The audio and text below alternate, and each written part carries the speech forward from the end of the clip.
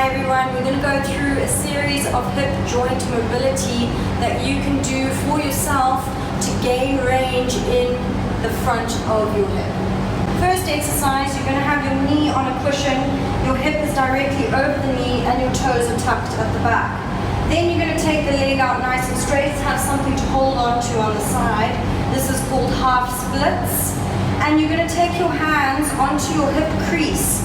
So where your hip and torso meet, you're going to go deep into that crease and push down as you reach forward.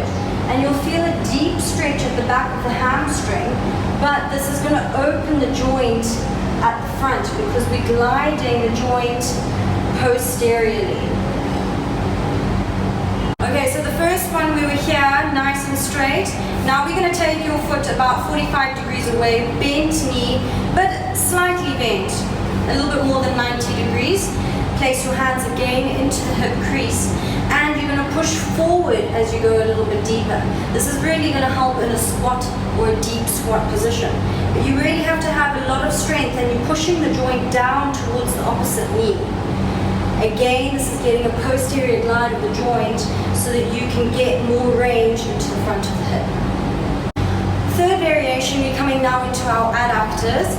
The knee has to be out at the side, and this glute on your left has to be really squeezed nice and tight to push the hips forward. Then you'll feel like your knee might come in if your adductors are tight.